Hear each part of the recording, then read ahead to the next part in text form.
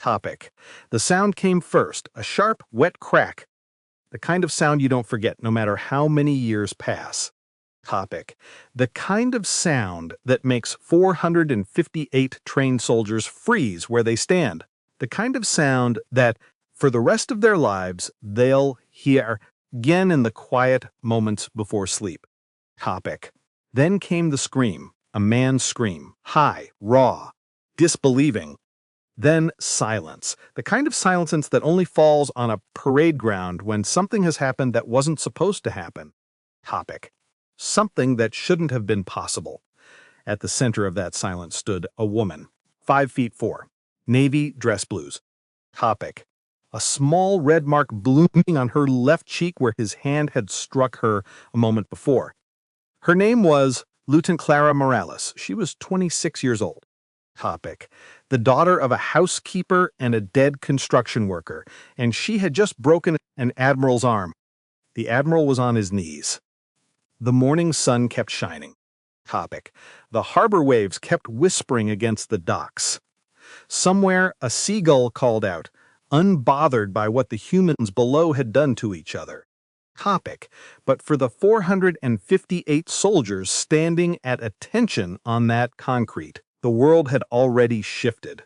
They just didn't know it yet. This is how it began. Topic. Or rather, this is how everyone thought it began. The truth started 2 months earlier, in a small kitchen, with a phone call that never should have come. The kitchen smelled of onions and old coffee. Rosa Morales stood at the stove, 58 years old, hair going silver at the temples. Her apron tied twice around her waist because she'd lost weight again this year. The eggs hissed in the pan. She didn't turn around. Mija, eat before it gets cold. Or Clara sat at the small wooden table, navy uniform pressed, hair pulled back tight. 26 years old and already tired in a way that 26-year-olds shouldn't be. I'm eating, Mama. For you're pushing food around the plate. That's not eating. It's eating. It's lying to your mother in Spanish and English at the same time. Clara almost smiled. Almost. In the corner of the kitchen on the floor, her niece Sophia sat cross-legged with a notebook open in her lap, 12 years old. Pigtails, purple markers. She was drawing something with the kind of focus only a 12-year-old can produce. Tia Clara, don't move. I'm not moving, baby. You're blinking. I'm breathing. Don't. Or Rosa laughed from the stove, a quiet, tired laugh. The kind that came from a woman who had laughed through too many years of not having enough. Clara looked at her mother's back. At the apron strings, at the slight curve of her spine, at the hands that had scrubbed floors in houses that belonged to other women, or the hands that had raised a daughter alone after Miguel died, the hands that still trembled slightly in the mornings now, just slightly. Clara looked away, or because if she looked too long, she would cry, and if she cried, she wouldn't stop. Her father had been a construction worker, Miguel Morales, 6 feet tall, dark eyes, hands like leather. He'd crossed the border at 19 with nothing but a canvas bag and a picture of his mother. He'd built houses in 3 states. He'd paid taxes every year of his life. He'd put food on the table for 31 years. And then the doctors found the lung cancer. Stage 4. From the dust, from a lifetime of breathing in what other people's houses were made of. He lived 8 months after the diagnosis. On the last night he called Clara to his bedside. She was 23, home on leave. He could barely lift his arm by then, but he lifted it anyway.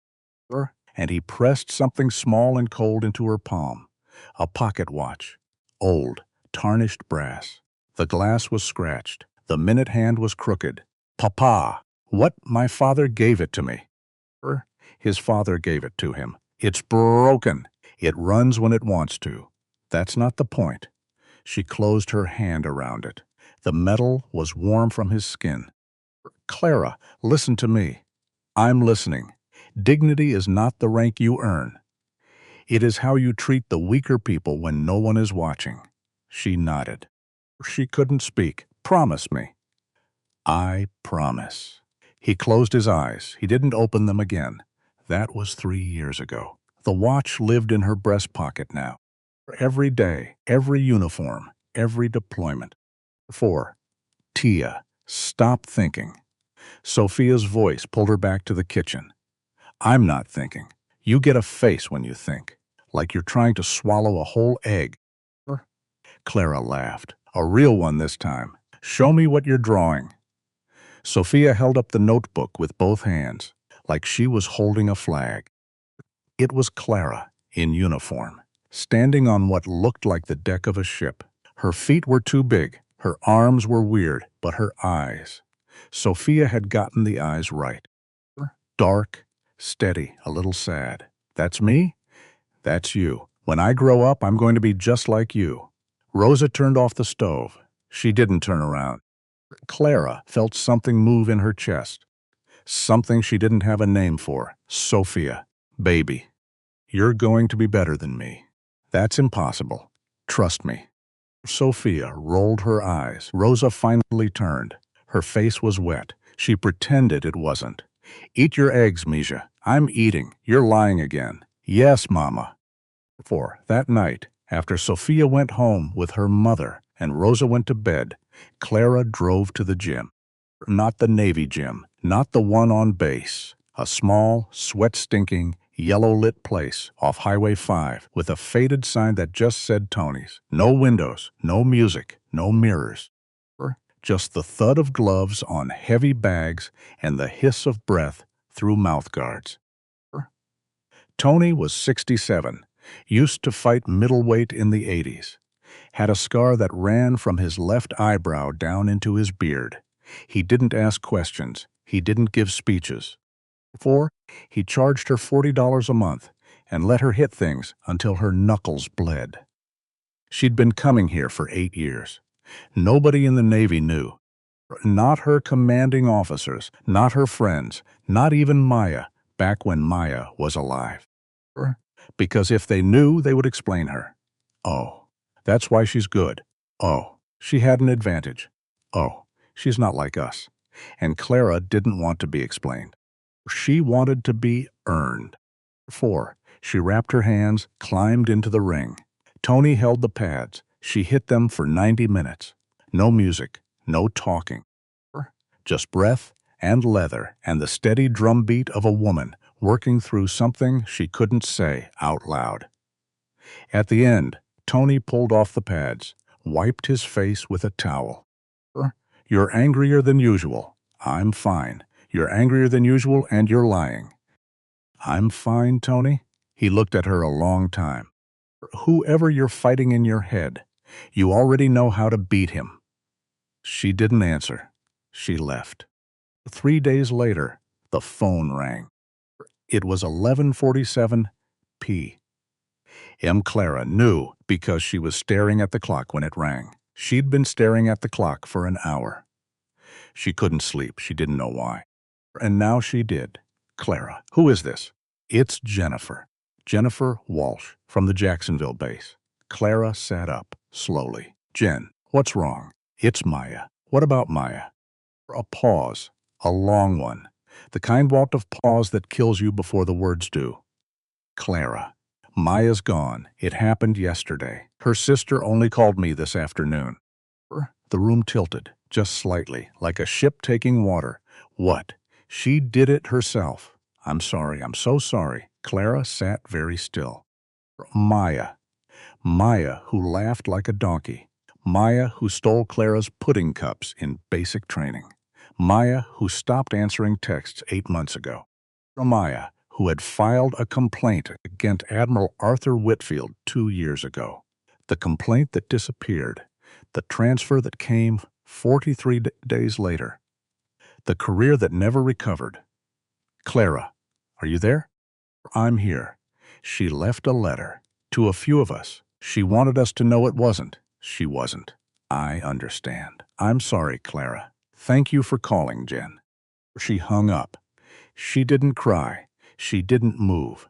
She sat on the edge of her bed and stared at the wall for 2 hours and 40 minutes. Then she got up and she walked into her mother's room. Rosa was awake. Mothers are always awake when their daughters need them. Nobody teaches them. They just know. Mija, Mama, what happened? Clara stood in the doorway. She couldn't make herself walk in. Maya is gone, Mama. Rosa sat up. She didn't gasp. She didn't cry. She just opened her arms. Clara walked into them. And finally, she cried. Not quietly, not politely. The ugly, shoulder-shaking kind. The kind you only cry with your mother. Rosa held her. Who did it, Mija? A man. A man with a name. Admiral Whitfield. The one Maya told you about 2 years ago. Yes. The one who never faced anything. Yes. 4. Rosa was quiet for a long time.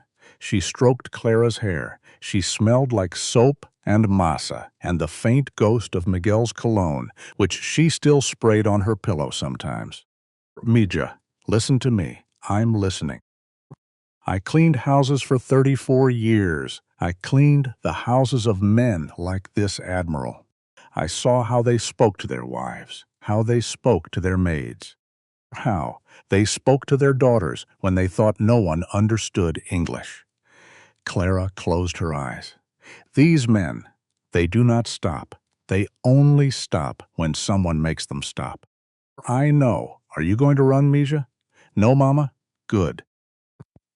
Rosa pulled back, held Clara's face in both hands, looked her in the eyes, and said the thing that Clara would remember for the rest of her life. Then do not flinch. Or the change of command ceremony was scheduled for 11 days from that night. Thursday morning, 0800, the parade ground at the naval base in San Diego. Or Clara spent those 11 days preparing. Not the way you'd think. She didn't train harder at Tony's. She didn't study combat manuals. She didn't call a lawyer. She went to work. She did her job. She filed reports. She mentored 2 junior sailors. She ate dinner with her mother. She helped Sophia with fractions. And she waited. Or because she had heard enough stories from enough women on enough bases to know. Whitfield didn't let women like her go unnoticed. He didn't like women who made rank. 4. He especially didn't like women who made rank and had an accent in their last name. He would come for her on that parade ground, in front of everyone. She didn't know exactly how, but she knew it would happen. Wednesday night, the night before. 4. Clara sat on the porch of her mother's small house. The ocean was 4 miles west. You couldn't see it from there. But sometimes, on clear nights, you could smell the salt. 4. Rosa came out. 2 cups of coffee, sat down beside her. They didn't speak for a while. Then Rosa said, "Your father, he had a dream about you once." When? When you were 6. I don't remember being 6. Nobody remembers being 6. That's why mothers are necessary. Clara smiled. What was the dream? He dreamed you were standing on a ship in a storm, and the storm was very bad, and everyone was afraid. But you were not afraid. That's it. That's it. That's a short dream, Mama. Your father was not a poet, Mija. Clara laughed. Rosa laughed. They sat in the dark and drank coffee that was too cold to drink. 4. Then Rosa said, "Do you have the watch?" "Always. Take it tomorrow." "I always take it." "Tomorrow." "Take it with you." "Yes, Mama." Rosa nodded and went back inside. 300 miles up the coast, in a house in the hills above San Diego, Admiral Arthur Whitfield stood in front of a mirror. He was 62, 6 feet 2, silver hair, a face that had been handsome 40 years ago, and now had the look of a handsome face carved slightly too deep, like a marble bust left out in the rain. 4. His wife Margaret had gone to bed 2 hours earlier. She always went to bed early, the night before a ceremony. She said it was because she needed her rest. It was actually because she had stopped wanting to share the last hours of the day with him. He didn't know this. He wouldn't have cared if he had. For he adjusted his dress blues, medals in a neat row, 3 decades of service, 2 combat deployments, a wall of commendations back in his office. Or a man who had given his life to the Navy. And what had the Navy given him in return? Women in command. That's what. He'd watched it happen, slowly. Over 30 years, watched the service he loved become something he no longer recognized. Tomorrow he was handing over command of the district to Captain Daniel Hayes, a decent officer. But after Hayes would come others, and the rot would spread, unless someone with stars on his shoulder stood up in front of 458 soldiers and said what needed to be said, reminded them of what a real soldier looked like. Or he smiled at his reflection, a small, tight smile. He had already chosen the example he would use. Lieutenant Clara Morales, 5'4", Hispanic, one of the fast tracks, one of the diversity stories. He didn't know her record. He didn't care to. He'd glanced at her file once. That was enough. Tomorrow, in front of everyone, he would show them. And they would thank him. Maybe not right away, but eventually. Admiral Richard Reynolds called at 9:47 p.m. Whitfield picked up on the second ring. Richard, Arthur, all set for tomorrow? All set. You're sure about this? I'm sure. A pause. You know I can't publicly back you up if it goes sideways. I know, but I can clean up behind you. Same as always. Or, I know that too, Richard. Just be smart. I've been smart for 40 years. That's what I'm afraid of. Reynolds laughed. Whitfield laughed. They said good night. Neither of them knew, because men like them never know that a staff sergeant named Grace Bennett, 2,000 miles away in Mayport, was at that moment sitting at her kitchen table with a composition notebook open in front of her. The notebook was 4 years old. It contained 73 handwritten pages, names, dates, incidents, 7 women. Maya Rodriguez was on page 41. Sergeant Bennett was not going to sleep that night. She was reading the names, out loud, quietly, to no one, to herself, to the air. For she had been waiting 4 years for something to happen. And she had a feeling, the kind of feeling that wakes you up at 3 a.m. with no explanation. Or that something was finally about to. Thursday, 0547 hours. Clara woke up before her alarm. She always did on ceremony days. 4. She lay in bed for a moment, looked at the ceiling. The ceiling had a water stain shaped like a rabbit. She'd looked at that rabbit for 18 years. She got up, shower, coffee, uniform, hair, shoes.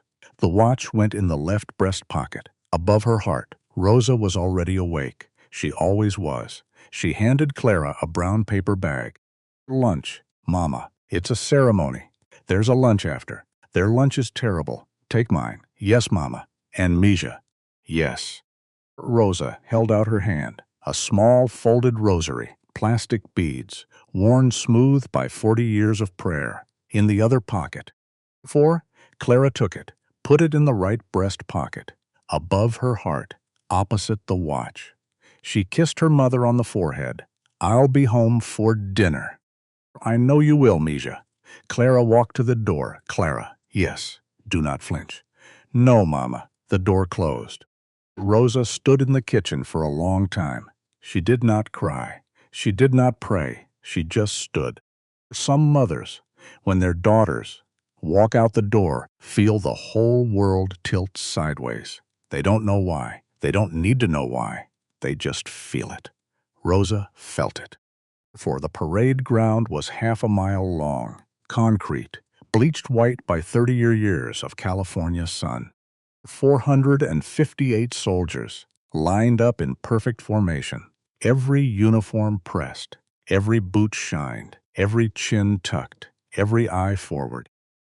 Among them, in the third row, second from the left, stood Private Tommy Walsh, 19 years old. From a town in Ohio, so small the high school and the middle school were the same building. His father worked at a tire plant. His mother worked at a diner. 4. He had joined the Navy because his uncle had joined the Navy. He'd been in the service 7 months. 4. This was his first big ceremony. His mother had cried on the phone the night before. "I wish I could see you, Tommy." He'd said, "Next time, Mom." He stood at attention. He did not move. He barely breathed. Admiral Whitfield was his hero. 4. He'd read the Admiral's Wikipedia page twice. He'd memorized the combat tours. He'd practiced the salute in the mirror. He believed, with the whole of his 19-year-old heart, that he was about to watch a great man speak. 2 rows behind him, Clara Morales stood at attention. She did not see Tommy Walsh. Tommy Walsh did not see her, yet. Admiral. Whitfield stepped onto the podium at 0758, 2 minutes early. Always 2 minutes early. He looked out at the formation. 458 faces. Perfectly still, perfectly attentive. He began, "Ladies and gentlemen," the word ladies. Just a beat too long. Just a shade too sharp. Somewhere in the third row, Tommy Walsh didn't notice. Not yet. Or somewhere in the 5th row, Clara Morales did. Her jaw did not tighten. Her eyes did not move. But something inside her settled, like a sailor adjusting her weight against a rolling deck. Or, "Here we go, Mama," she thought. "Here we go." The watch ticked quietly in her pocket. The rosary pressed warm against her other side. Whitfield kept talking about duty, about honor, about the proud traditions of the service. And then, slowly, about something else. We live in changing times. Times when tradition and standards are being adjusted to accommodate modern sensibilities, a ripple, not visible, but felt. 4. The kind of ripple that moves through 458 bodies when every single one of them realizes at the same moment that this is not a normal speech. Tommy Walsh frowned. Just a little. He wasn't sure why. Clara did not move. Whitfield stepped down from the podium, slowly, deliberately. His dress shoes clicked against the concrete. 1, 2, 1, 2. He began to walk toward the formation, eyes scanning. Row by row, Clara knew before his eyes found her. She had known since she woke up. She had known since Maya's phone call 11 days ago. His eyes found hers. They locked. Lieutenant Morales. His voice carried across the concrete like a gunshot in a church. Slowly, button by button. The way a man undresses who knows everyone is watching. The way a man undresses who is certain he is about to win. He handed the jacket to a nearby ensign. 4. The ensign took it with shaking hands. He rolled up his sleeves. The parade ground was silent, except for the seagulls and the harbor, and the watch ticking quietly in Clara Morales's left breast pocket. "Lieutenant, I'm going to give you an opportunity to demonstrate, in front of your peers, that you belong in that uniform." 4. Basic hand-to-hand. Nothing elaborate. Nothing dangerous. Clara thought of her mother's hands. 34 years of scrubbing. She thought of her father's hands. She thought of Maya, who was not here anymore. Because of this man. She thought of Sophia, 12 years old, drawing a picture of a woman in uniform who was her hero. She looked Admiral Arthur Whitfield in the eyes, and she did something no one expected. She smiled. A small, quiet, almost gentle smile. "Yes, sir." She reached up, unbuttoned her dress jacket, handed it to Petty Officer Sullivan, who stood frozen beside her. She rolled up her sleeves. First the right, then the left. Her forearms were not large, but they were not soft either. Her 8 years at Tuskegee Gym had done their quiet work. She rolled her shoulders. Once. Twice. Whitfield did not see this. He was already looking at the crowd. Already looking at the wind. That was his first mistake, Tommy Walsh. In the third row, saw her shoulders. He did not understand what he was seeing, but some part of him understood that something was about to go very, very wrong. Or maybe, he thought later, much later, lying awake in a bunk in Norfolk, maybe it was about to go very, very right. The first punch came fast, a straight right, thrown with the confidence of a man who had never missed a punch in a setting he controlled. Clara slipped it, not backward, not sideways, just a quarter inch of her head to the left. Enough for the fist to pass through the air where her face had been. The Admiral's arm extended past her shoulder. His momentum carried him forward half a step. He had to catch himself. The formation made a sound. 458 lungs changing rhythm at the same time. Whitfield turned, recovered, smiled, tight, a smile already cracking at the edges. Good reflexes, Lieutenant. Thank you, sir. Let's try again. Yes, sir. He came again. A combination, jab, cross, hook, or... Clara read the jab before it left his shoulder. She read the cross in the twist of his hip. She read the hook in the shift of his weight. She moved under the first, past the second, inside the third, and then she did something that made Petty Officer Sullivan. Holding her folded jacket, drop it. She put a hand on the Admiral's chest. Just a palm, flat, light, almost gentle.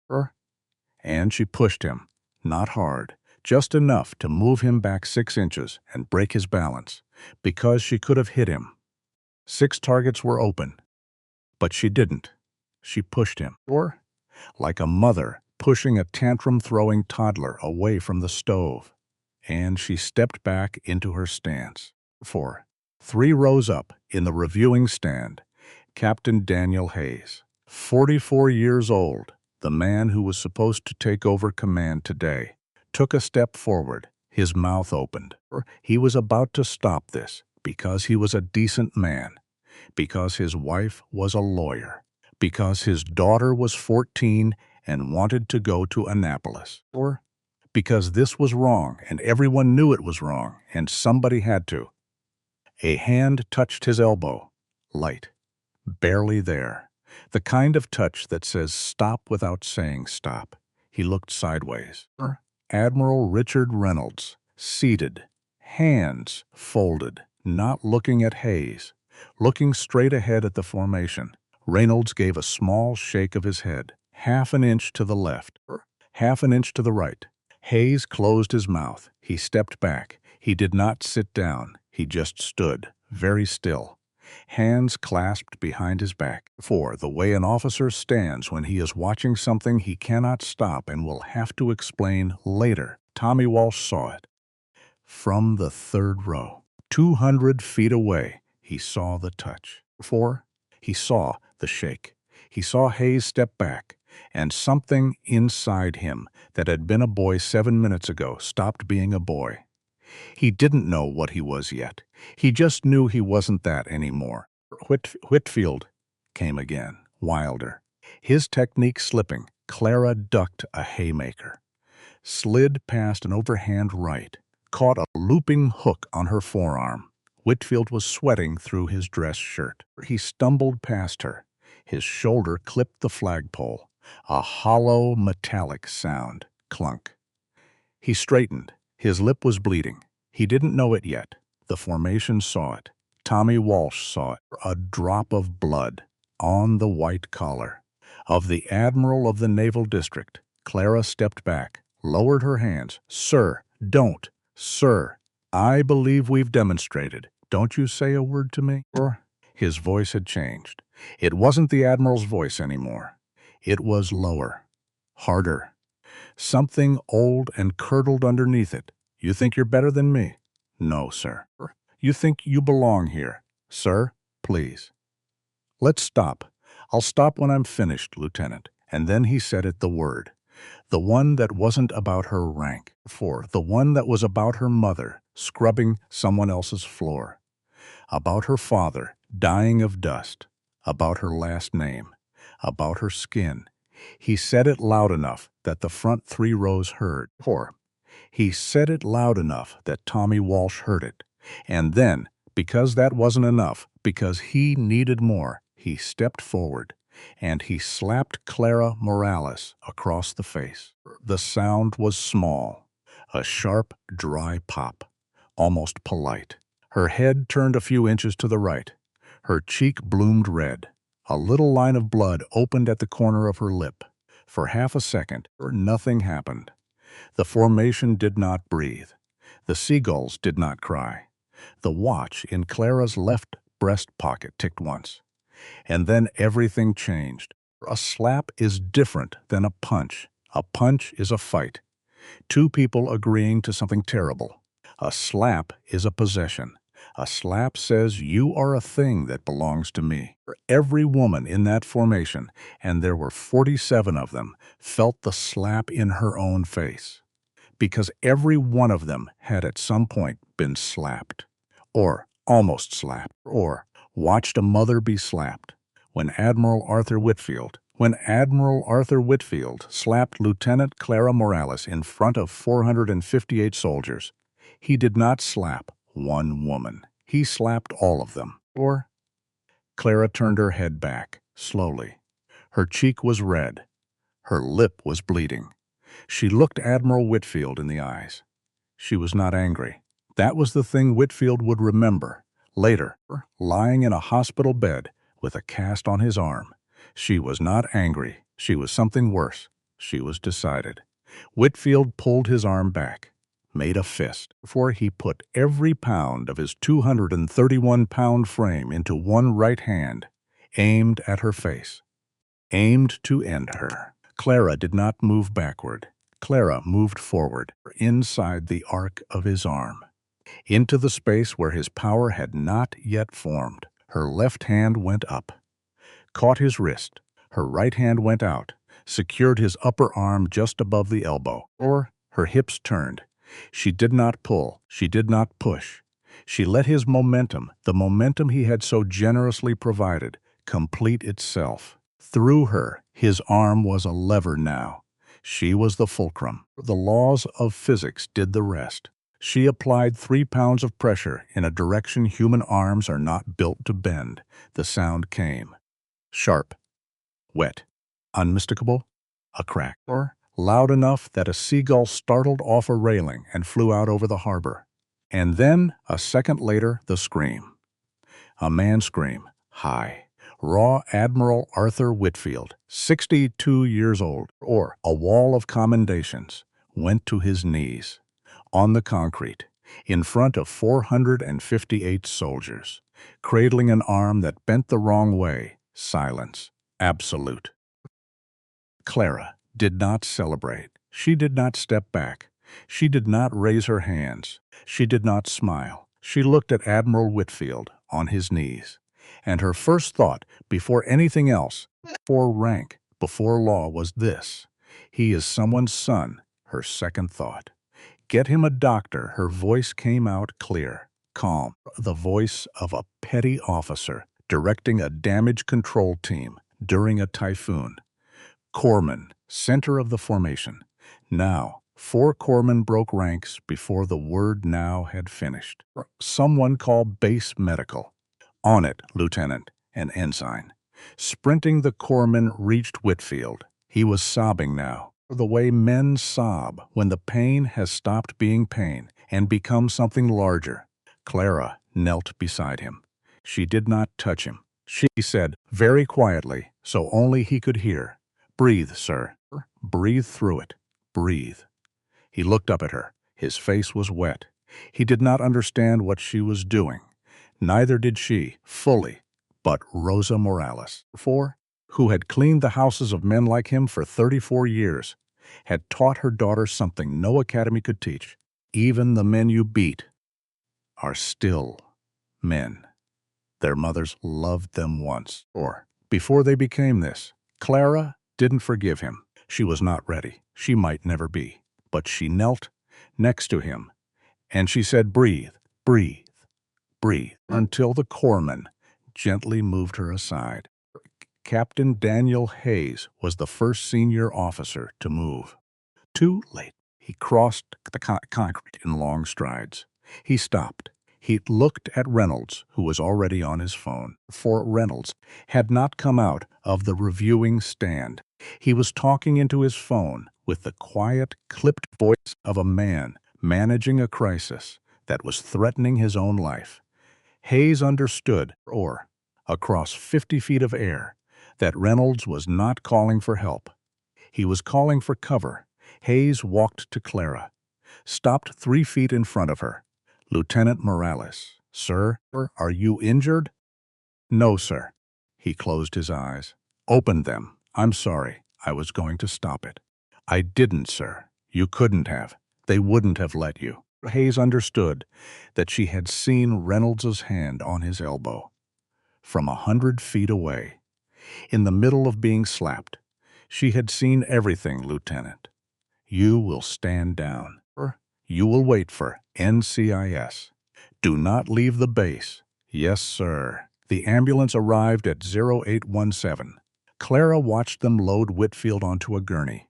She reached up to her left breast pocket. The watch had stopped. She pulled it out, flipped it open. The minute hand had frozen at 0814. The exact minute Whitfield's arm had broken. She closed her hand around it. 2 master-at-arms approached her at 0823. Young, her age or younger, faces pale. Lieutenant Morales, we've been ordered to escort you to holding. By whose order? A pause. Admiral Reynolds. Ma'am. Clara closed her eyes, opened them, extended her wrists, ma'am. We don't have to. Yes, you do. It's procedure. Do your job, they cuffed her. One of them, Petty Officer Ramirez, had served under Clara the previous year. He could not meet her eyes. I'm sorry, ma'am. Don't be sorry. Just walk me out. Straight back. Eyes up. Don't look scared. Those kids are watching. He swallowed hard. He lifted his chin. They walked her out, past the formation, past 458 soldiers still standing at attention. All of them watching her walk in handcuffs past the dropped dress jacket on the concrete. Petty Officer Sullivan picked the jacket up, held it against her own chest, like a blanket, forked her. Tommy Walsh walked past him from 3 feet away, close enough to see the handprint, close enough to see the dried blood at the corner of her lip, close enough to see the brass chain of a pocket watch disappearing into the breast pocket above her heart. She did not look at him. He looked at her. And Private First Class Thomas Walsh, 19 years old, from Ohio, from a tire plant and a diner, made a decision that no one had asked him to make. It wasn't a noble decision. Not yet. It was just a feeling, a small, sharp feeling in the middle of his chest. If nobody else is going to say what happened, then I will. He did not speak. He did not move. He stood at attention until the formation was finally dismissed. 41 minutes later, he walked to his bunk. He sat on it. He stared at the wall.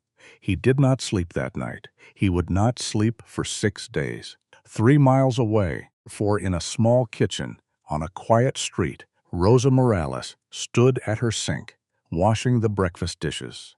A knock at the door. 2 women stood on her porch. One held a microphone. The other held a camera. Mrs. Morales, is your daughter Lieutenant Clara Morales? Rosa looked at them, then past them. At the 3 other news vans parking up the block, she said one thing. Get off my porch. She closed the door.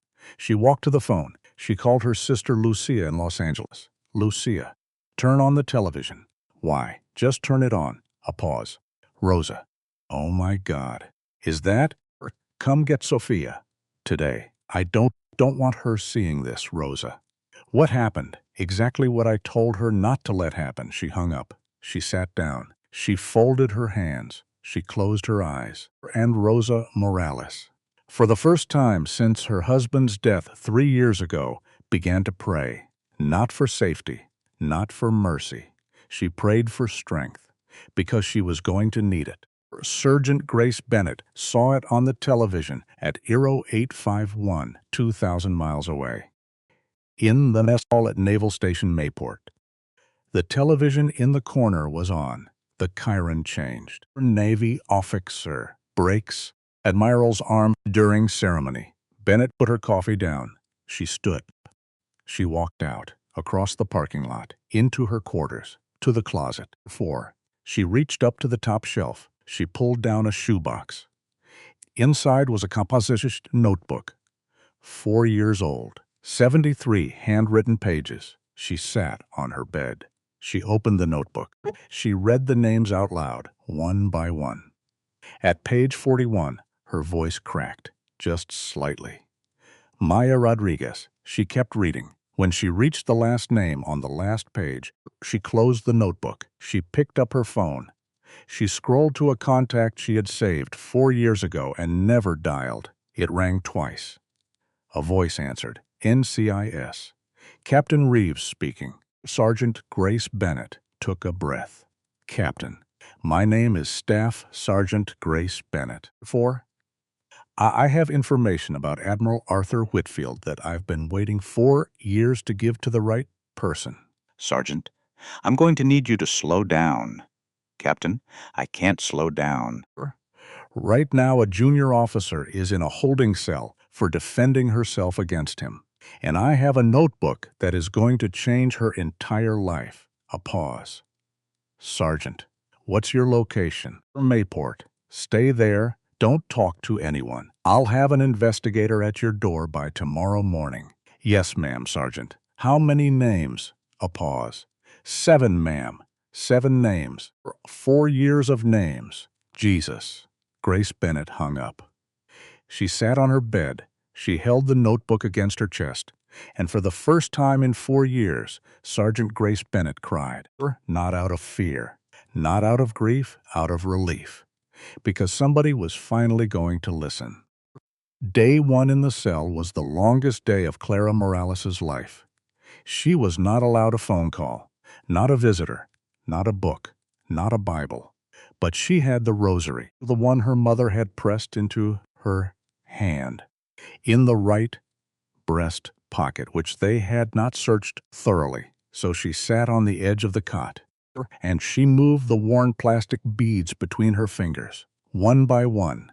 For hours, she did not pray, not exactly, but something inside her counted and breathed and waited. At 21:47 that night, the guard opened the cell door. Lieutenant, your lawyer is here. I don't have a lawyer. You do now. The woman who walked in was 46 years old. Sharp eyes, black pantsuit, a Navy Reserve background. Lieutenant Morales. My name is Commander Linda Chen. I'm from the Navy's Defense Service Office. I've been assigned as your counsel. Sit down, Clara sat. Or listen carefully. I'm only going to say this once tonight. You are in serious trouble. The preliminary charge carries a maximum sentence of 10 years, I understand. Ma'am, do you? Yes, ma'am. 4, because I need you to understand something else. The story they are going to tell is not the story that happened. And the story that happened is the only thing that is going to save you. Clara nodded. Have you spoken to anyone? No, ma'am. Don't start. Your mother will be permitted a supervised visit tomorrow afternoon. Yes, ma'am. Chen pulled out a single piece of paper, slid it across the table. Read this. Don't read it out loud. Just read it. It was a printed email from Admiral Richard Reynolds to a civilian attorney in Arlington. The subject line said, Situation, Containment Obations. Clara read it twice. Slid it back. How did you get this, Lieutenant? Within 72 hours, a staff sergeant named Grace Bennett sent a notebook to NCIS. That notebook triggered subpoenas. Those subpoenas produced this email. 3 members of Congress have now been briefed, ma'am. 12 hours ago, you were going to be a woman who broke an admiral's arm. Right now, you are becoming the woman who broke something much bigger. Clara's hand moved, without her permission, to the rosary in her pocket. For the first time since Maya's phone call, Clara Morales felt the very small, very quiet beginning of hope. Not certainty. Just hope. It was enough. Day 2. 14:34 hours. Rosa Morales was escorted into the visitor's room. She wore her blue dress, the one she had worn to Miguel's funeral, the one she only wore for important things. A guard brought her to a metal table. She sat. A door on the other side opened. Clara walked in. No handcuffs. Small dignity. Arranged by Commander Chen, Rosa did not stand up. She could not stand up. Her legs would not have held her. Clara sat down across from her. They looked at each other for a long moment. Misha, Mama, are you all right? Yes, Mama. Did they feed you? Clara almost laughed. Yes, Mama. Was it terrible? It was terrible. I knew it, I told Lucia. I brought a tamal in my purse. They would not let me give it to you. I almost hit a man, Mama. I almost did, Misha. The guard in the corner made a small sound, not quite a laugh. Almost. Clara reached across the table. She was not allowed to. The guard started to say something, then stopped. Clara took her mother's hand. Palm to palm, Mama. I'm sorry, for what? For scaring you. Rosa looked at her daughter. Mija, I raised you to do exactly what you did. Exactly. If I am scared, that is my problem. Not yours. Clara's mouth trembled. He said something. About us, I know, Mama. I could not let him say it and walk away. Rosa squeezed her daughter's hand so hard the bones ached. Good. That was all she said. One word. It was enough. At 14:47, the guard said, 2 minutes, ma'am. Rosa reached into her purse, pulled out a folded piece of paper. Sophia's drawing, the one from the kitchen. She unfolded it carefully, slid it across the table. Clara looked at it. At the bottom of the page, in purple marker, in a 12-year-old's handwriting, were words that had not been there 4 days ago. My Aunt Clara, Shay is not afraid. I will be like her. Clara's vision blurred, her shoulders, one tremor. She did not make a sound. She refolded the drawing, carefully, with both hands, like it was made of glass. She slid it into her breast pocket, the left one. With the stopwatch, Mija, she is not ashamed of you. Nobody is. Nobody who matters. The guard stepped forward. Ma'am, time. Rosa stood. She leaned across the table. She was not allowed to. Rosa Morales pressed her forehead to her daughter's forehead, held it there. For 3 seconds, she whispered, Eres mi orgullo, siempre, siempre. You are my pride, always. Always, she walked out. She did not look back, because she could not look back. She cried in her car for 47 minutes. Then she drove home, and she began to cook. Because cooking was what Rosa Morales did when her heart was breaking. Day 4. Captain Patricia Reeves, NCIS, had not slept in 41 hours. She had on her desk a composition notebook with 73 handwritten pages, a printed email between 2 admirals, security footage from 3 angles, sworn statements from 11 officers and 23 enlisted, and 1 piece of testimony that no one had expected. A knock on her office door at 10:23. Come, a young man stepped in, 19 years old, eyes that had not slept in 6 days, ma'am. Private Thomas Walsh, reporting as requested, private. Sit down. His hands were shaking. Reeves reached into her desk drawer, pulled out a cardboard cup of coffee, slid it across. Drink this. That's an order, private. He drank it. His hands stopped shaking. Slightly. Private Walsh, you asked to speak with me. You were not called in. You came on your own. Yes, ma'am. Your chain of command does not know you're here. No, ma'am. He took a breath. He thought about his mother, back in Ohio. Watching the news, Yes, ma'am. I want to say it. Reeves turned on her recorder. Go ahead, Private. He talked for an hour and 20 minutes.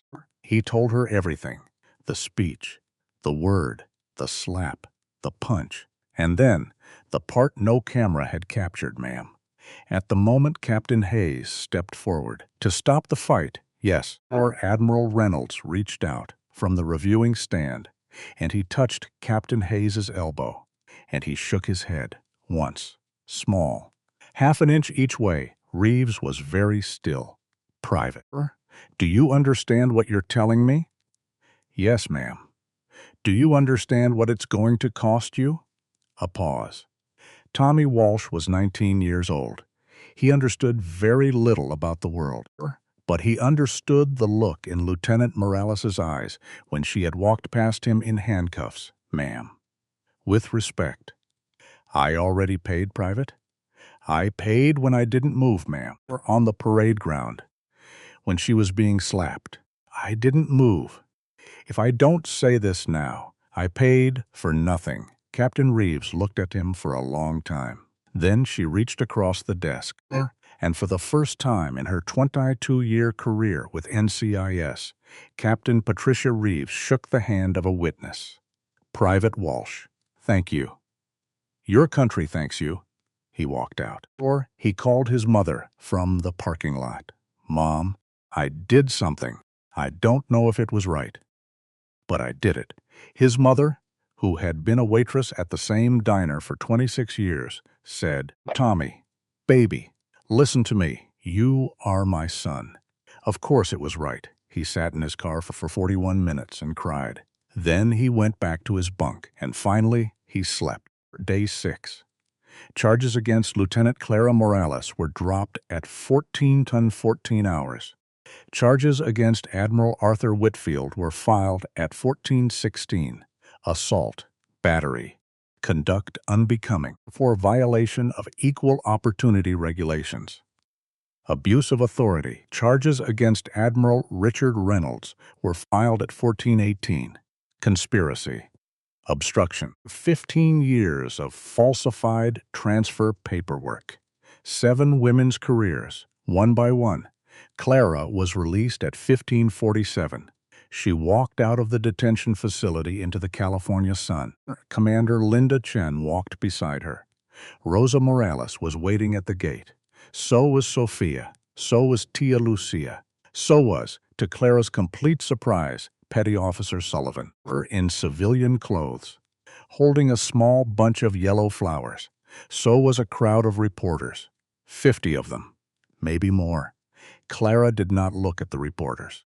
She walked straight to her mother.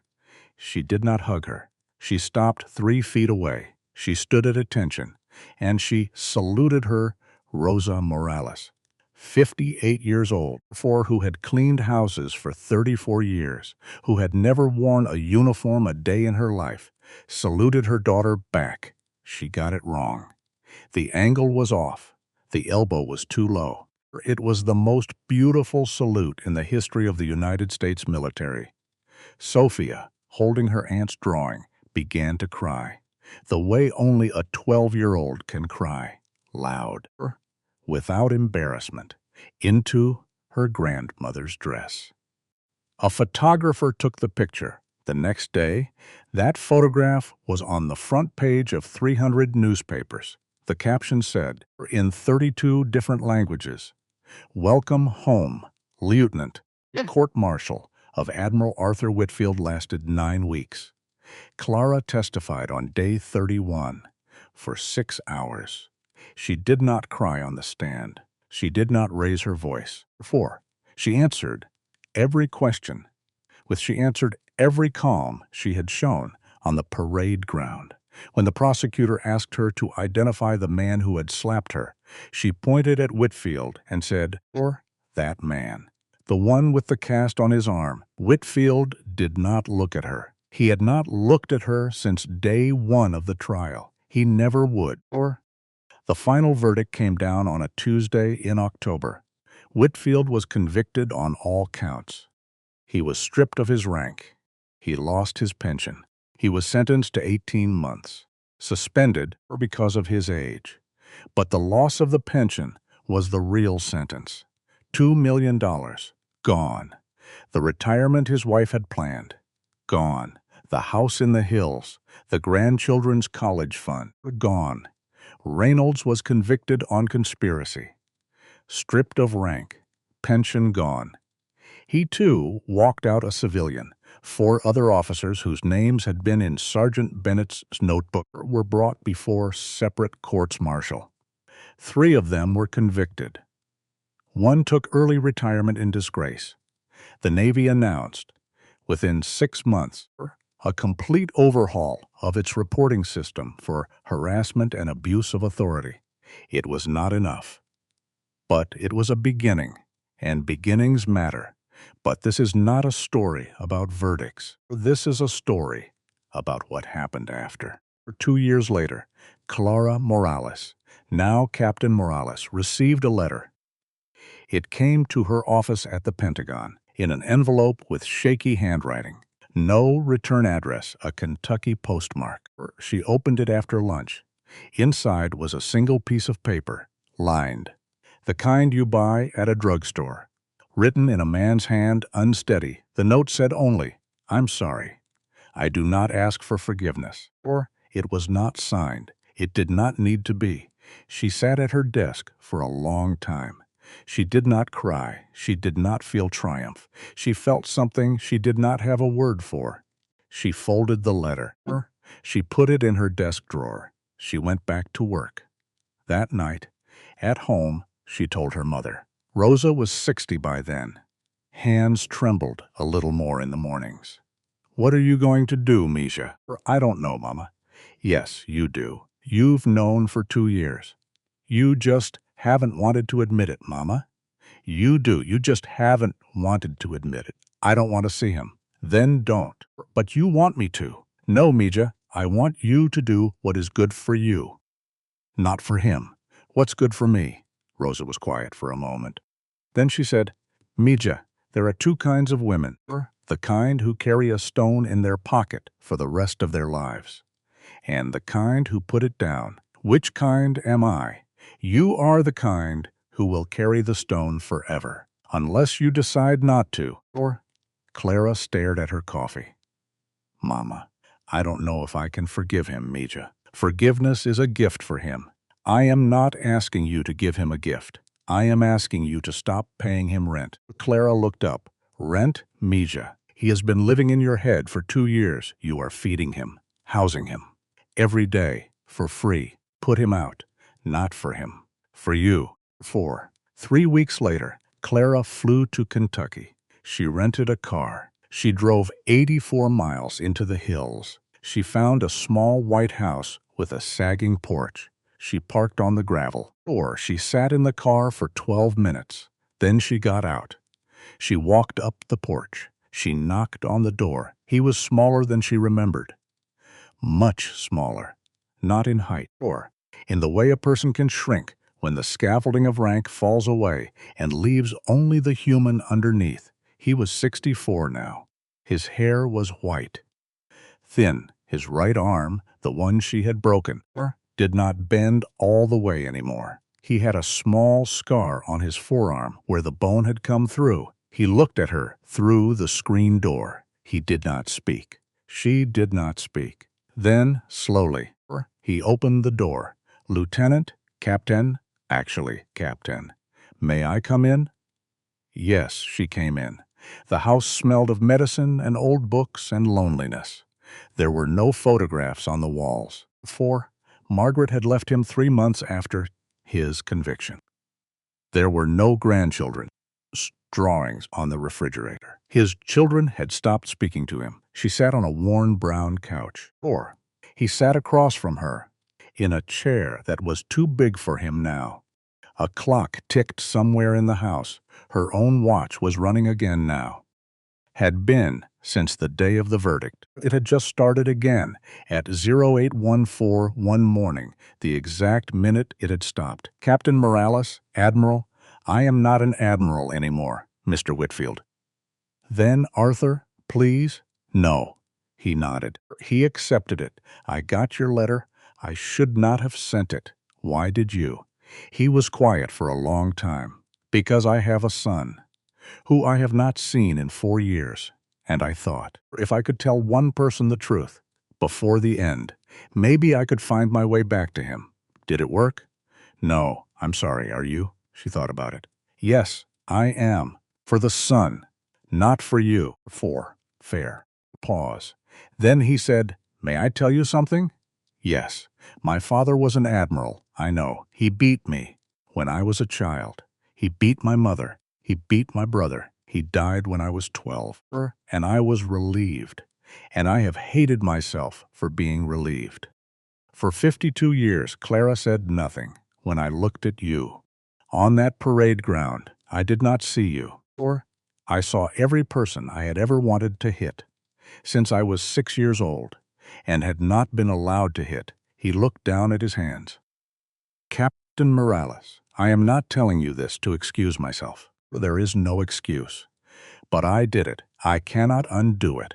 I would not, if I could, because undoing it would mean that Maya Rodriguez's death, and the deaths of things inside the other 6 women on that list, would be for nothing. And I cannot carry that also. Clara felt a muscle in her jaw tighten. Her name was Maya. You remembered it. I remember all of them, Captain. Every name, every face. Now, 2 years of therapy. Every name. She said nothing. It does not help them. I know. But I wanted you to know that I finally remembered. She sat with that for a long moment.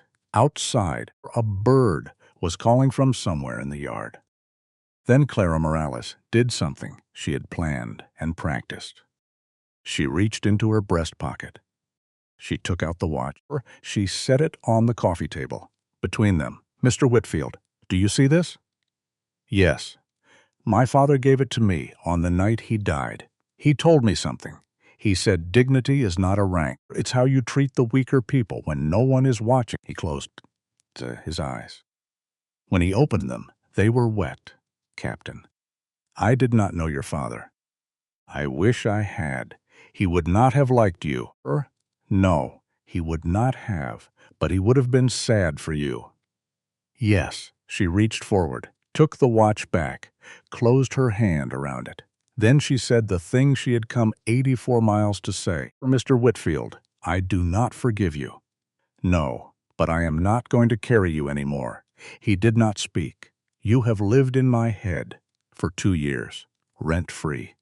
Today I am evicting you, he swallowed. Do you understand? Yes, Captain. Good. She stood up. He stood up. He was slow. The right arm hung at his side. At the door, he said, Captain, thank you for coming. I did not come for you. I know. Goodbye, Mr. Whitfield. Goodbye. Captain Morales. She walked to her car. She did not look back.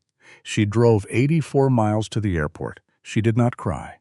On the plane, she slept for the first time in 2 weeks. A deep, untroubled sleep. She would not dream of Admiral Whitfield again. The stone was gone from her pocket. 3 more years passed.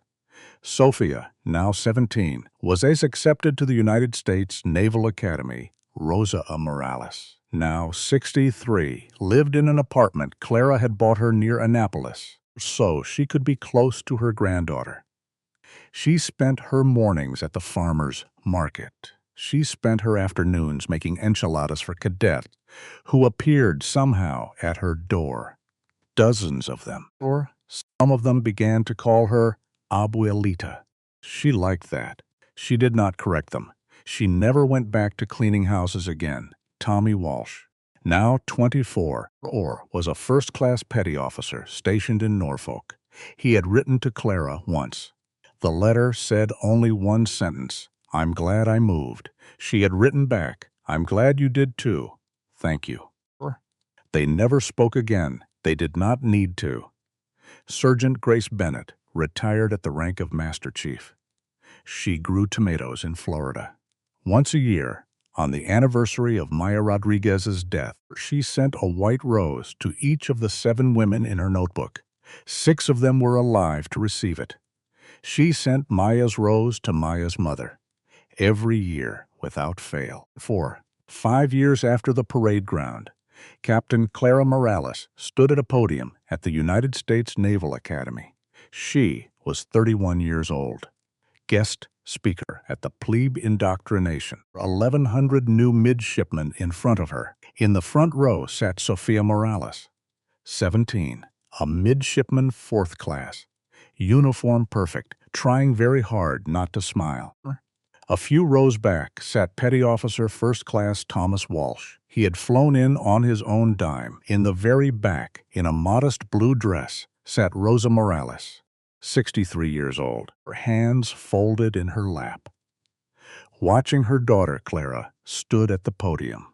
She did not have notes. She had a watch. She took it out of her breast pocket. She set it on the podium. My father was a construction worker.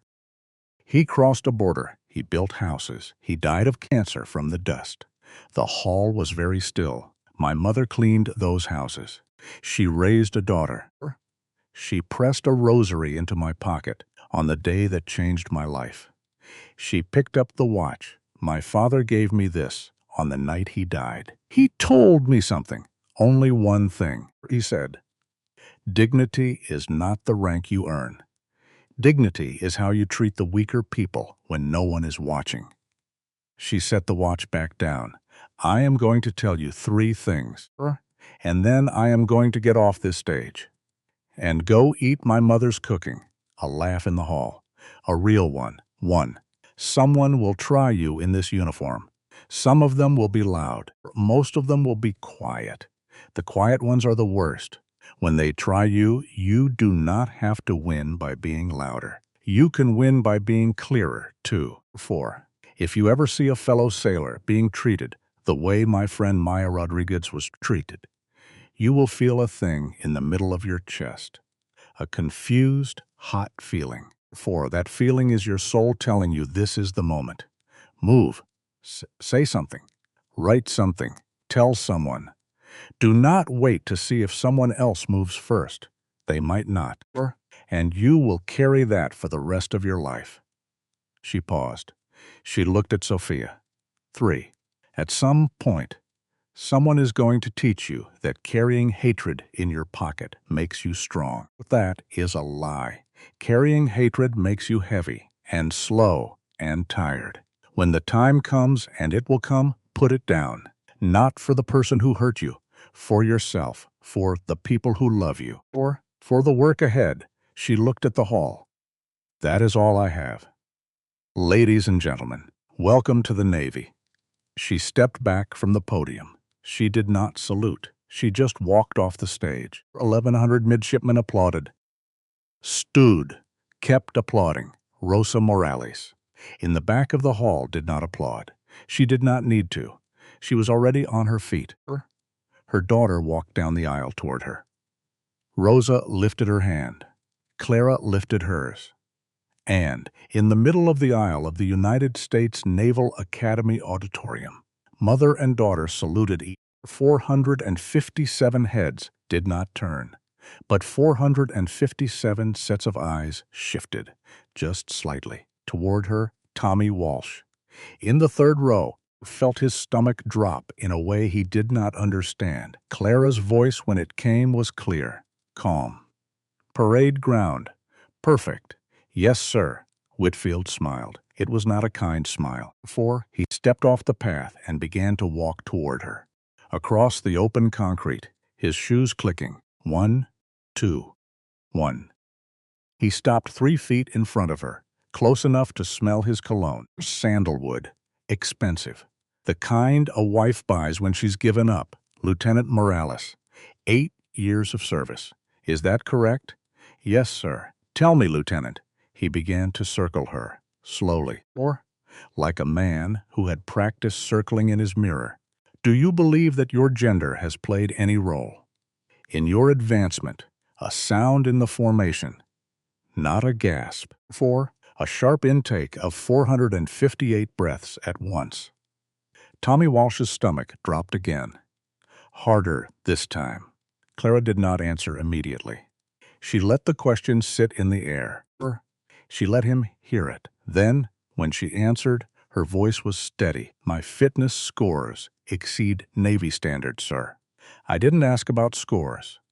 My performance evaluations are on file, sir. I didn't ask about files. He completed his circle, stood in front of her again. I'm asking a simple question, Lieutenant. Do you believe your promotion was earned? Or was it encouraged? The word encouraged, a knife wrapped in silk. Clara looked Admiral Whitfield directly in the eyes. I believe, sir, that my record speaks for itself. Records can be adjusted, Lieutenant. Mine cannot, sir. Let's find out. He smiled, and he began to remove his dress jacket.